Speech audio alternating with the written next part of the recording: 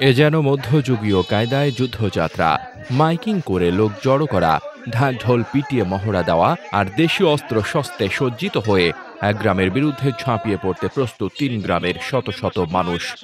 তুচ্ছ এক ফুটবল খেলাকে কেন্দ্র করে ফরিদপুরের ভাঙ্গায় এমনই এক রক্তক্ষয়ী সংঘর্ষের মঞ্চ প্রস্তুত হয়েছিল, যা শেষ মুহূর্তে পুলিশের বিচক্ষণ হস্তক্ষেপে রক্ষা পেয়েছে।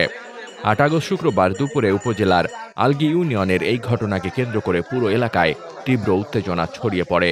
সংশ্লিষ্ট সূত্রে জানা গেছে, ঘটনা শুরু বৃহস্পতিবার স্থানীয় বিদ্যানন্দী মাঠে সুকনি গ্রাম ও সুয়াদি গ্রামবাসীর মধ্যে একটি ফুটবল ম্যাচ চলছিল।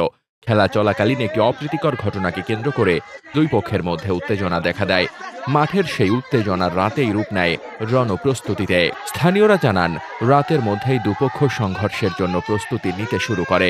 অবিশ্বাস্যভাবে সুকনি, বিদ্যানন্দী ও নোয়াকান্দা এই ৩ গ্রামের লোকজনকে একত্রিত করার জন্য এলাকায় মাইকিং করা হয়।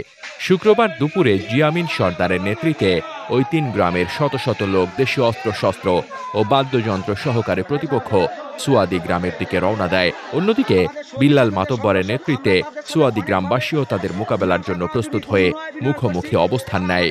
৪ গ্রামের মধ্যে এক ভয়াবহ সংঘর্ষের খবর পেয়ে ভাঙ্গা থানার পুলিশ দ্রুত ঘটনাস্থলে ছুটে আসে। পুলিশ উভয় পক্ষকে নিবৃত্ত করে এবং পরিস্থিতি নিয়ন্ত্রণে আনে। পুলিশের সময়োচিত হস্তক্ষেপে একটি ভয়াবহ রক্তক্ষয়ী সংঘর্ষ থেকে রক্ষা পায় এলাকাটি। এই ঘটনায় পুরো এলাকায় থমথমে পরিস্থিতি বিরাজ করছে। তুচ্ছ ঘটনাকে কেন্দ্র করে এমন রণপ্রস্তুতিতে হতবাক স্থানীয় সুশীল সমাজ। মোহাম্মদ শামীম রেজা, দৈনিক খোলা চোখ।